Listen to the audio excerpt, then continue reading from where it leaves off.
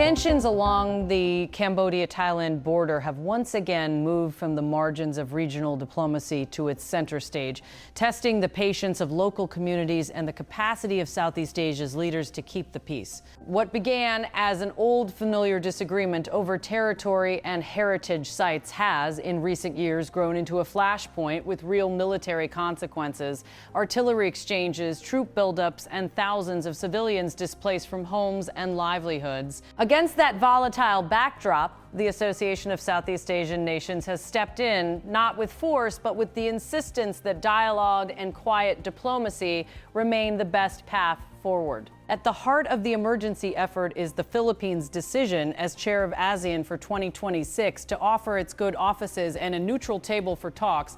As President Ferdinand Marcos Jr. put it, this meeting was arranged by the Philippines as a way to provide its good offices in our capacity as chair of ASEAN-F, or 2026 to Cambodia and Thailand in order to provide a meaningful space for constructive dialogue on their bilateral border issues, Ferdinand Marcos Jr. said. Those words capture a familiar ASEAN instinct: resolve disputes within the family through mediation and consensus, while avoiding public castigation or punitive measures that could deepen divides. The immediate cause of alarm stretches back to fighting in 25, when clashes near contested border areas escalated sharply. What were once periodic incidents, local arguments over who controlled a patch of ground around an ancient temple or which unit had jurisdiction over a river crossing, turned into sustained military confrontations. Overnight, communities that had long lived with uneasy arrangements found themselves fleeing shells and searching for safety. Markets closed, border checkpoints froze, and the ripple effect spread into trade and tourism across the region. Those events raised alarms inside ASEAN for reasons that go beyond bilateral friction. Southeast Asia is a tightly woven economic and strategic fabric. An armed conflict between two members would not only deepen humanitarian suffering along the frontier, but risk amplifying economic anxiety at a time when the region is already wrestling with global pressures. Higher energy prices, disruptions to supply chains, and intensifying geopolitical competition among major powers mean that internal instability could have outsized consequences. For ASEAN leaders, preventing another war within the bloc is not only about stopping the shooting, it is about preserving the region's ability to act as a unified, stabilizing force in a turbulent world. The diplomatic response has been characteristically cautious and deliberate. Rather than public condemnations, ASEAN's approach has emphasized quiet intervention, shuttle diplomacy, behind-the-scenes pressure, and mechanisms designed to reduce the risk of accidental escalation. The sequence of steps is familiar. First, pressure and mediation to secure a ceasefire. Then, a framework of confidence-building measures, military hotlines, shared monitoring, observer teams intended to keep small incidents from snowballing. Finally, the difficult and politically sensitive work of addressing the underlying issues of demarcation and sovereignty, which are rarely solvable in a matter of weeks. That pattern unfolded after the violence of 2025. Months of diplomatic engagement culminated in an agreement intended to halt active hostilities and reopen channels of communication. But the truce was fragile. Even after formal commitments were signed, accusations of violations persisted. Reports of troop movements, incidents with landmines, and periodic exchanges of fire kept tensions simmering. Each fresh allegation threatened to undo the fragile fabric of the ceasefire, reminding all parties how easily a localized incident could spin into full-scale confrontation. It was in that atmosphere that the Philippines, as the regional chair, arranged urgent talks on the sidelines of a major ASEAN summit held in Cebu. Philippine leaders framed the meeting as an offering of a neutral space where Cambodian and Thai leaders could sit down face-to-face. That face-to-face contact matters in ways that diplomatic notes and televised statements cannot match.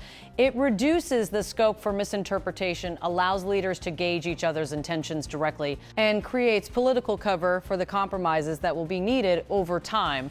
Inside the room, the conversations were reported as cautious and pragmatic. Rather than grand declarations, leaders focused on tangible steps to prevent accidental clashes, establishing or reinforcing military hotlines between forward units, creating robust communication protocols to verify movements before they are interpreted as hostile, expanding the presence and mandate of observer teams to monitor compliance on the ground, and where appropriate, coordinating DMINI, NG efforts and humanitarian assistance for affected civilians. These are not glamorous solutions. They are the slow, technical measures that reduce danger in real time and make longer-term diplomacy possible. One tool ASEAN has increasingly relied upon is the observer mission, a small regional deployment designed to monitor ceasefire compliance and report on incidents. The mission's symbolic weight often exceeds its size. Observers signal that the regional community is paying attention, that violations will be noted, and that there is an impartial mechanism for establishing the facts when incidents are disputed. For local villagers, seeing neutral personnel patrolling certain stretches of border can also lend a fragile sense of reassurance that fighting is less likely to reemerge. Still, the limits of ASEAN's approach are clear. The organization favors consensus and non-interference, which makes it effective at facilitating dialogue, but less potent when it comes to enforcing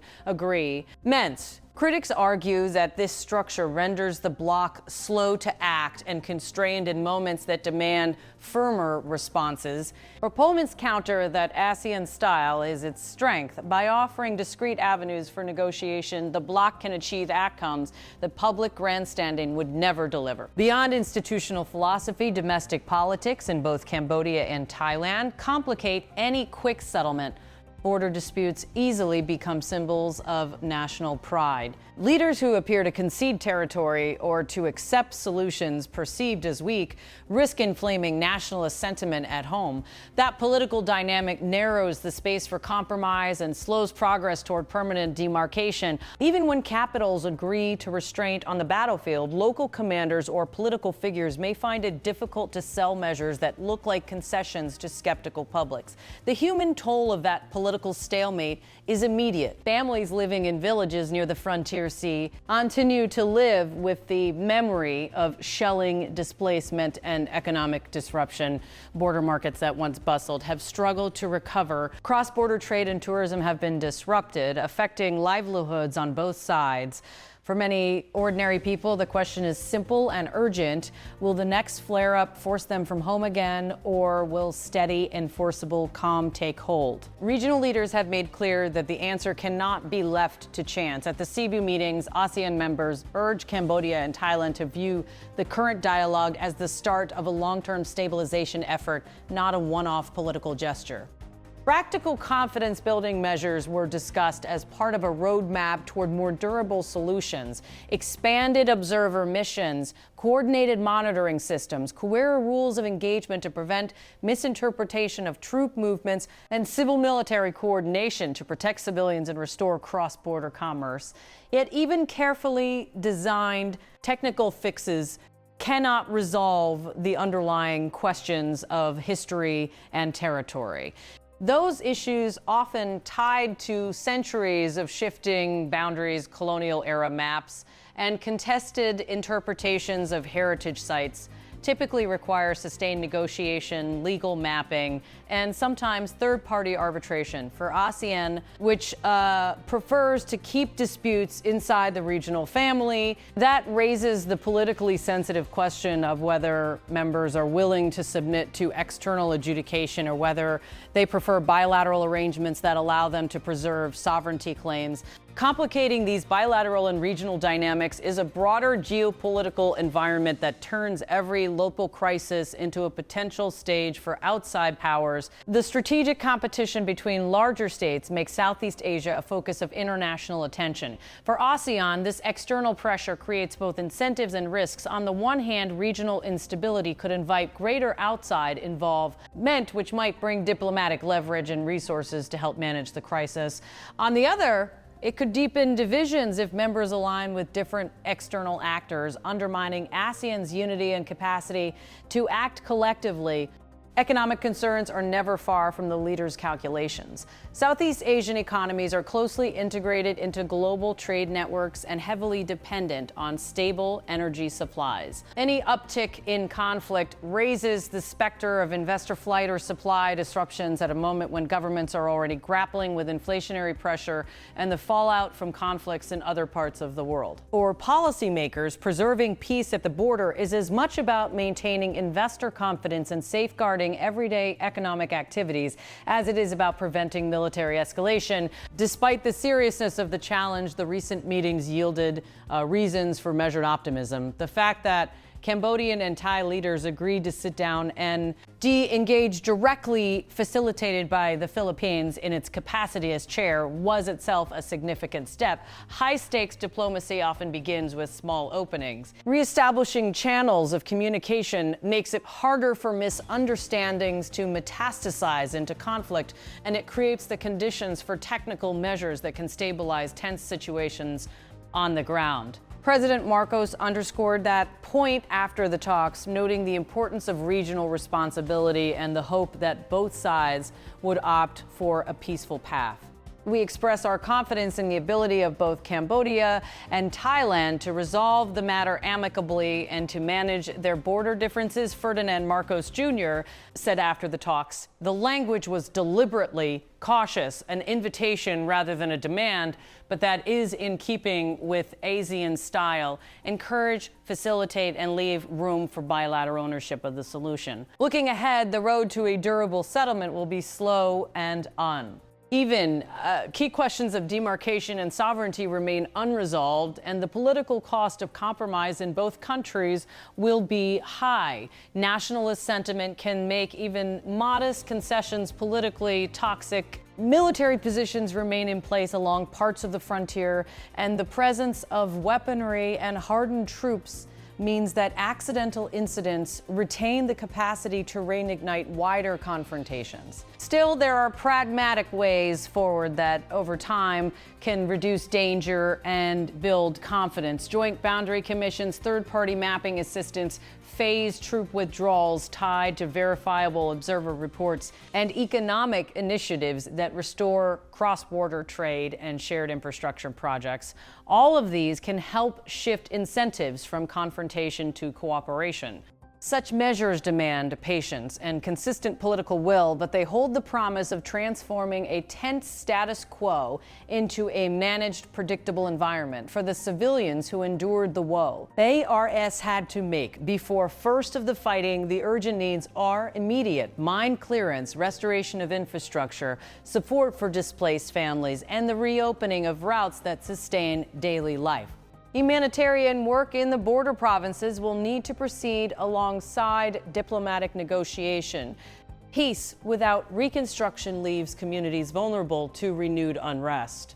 ASEAN's role, in concert with national authorities and international humanitarian actors, must therefore include a concrete plan to support recovery, even as leaders hammer out political details. The broader lesson from the recent crisis is a familiar one. In a region as interdependent as Southeast Asia, internal stability is a regional public good. When two neighbors confront each other across a border, the consequences spill across markets, supply chains, and diplomatic alignments. ASEAN's credibility is in part on the line. Preventing another intra-bloc conflict preserves not only the lives and livelihoods of those closest to the frontier, but also the organization's ability to act as a stabilizing force in a contested region. The Philippines' role as mediator this year is both a responsibility and a test. By offering a neutral venue and investing diplomatic capital, the chairship has signaled that ASEAN intends to take seriously its duty to keep peace among member states.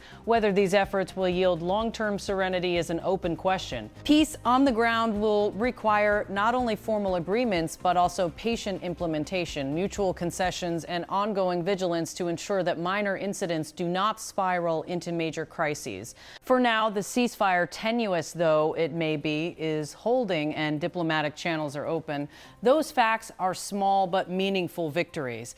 They give negotiators time to build the mechanisms that make peace durable and give communities a chance to rebuild. The work ahead will be complex and often unglamorous. It will demand technical fixes, political courage, and new regional solidarity as leaders return to capitals and policy teams set about the hard work of follow-up. One truth will guide them. In a region so interconnected, preventing a war between neighbors is not merely the right thing to do. It is a vital investment in shared prosperity and security. The recent meetings in Cebu did not resolve the deep questions that underlie the Cambodia-Thailand dispute, but they created a window, and windows, when opened, sometimes become doors. For those living by the border, for the traders and farmers whose houses and markets were once caught in the crossfire, and for the wider region that depends on peaceful seas and secure borders, keeping that window open must be the first priority.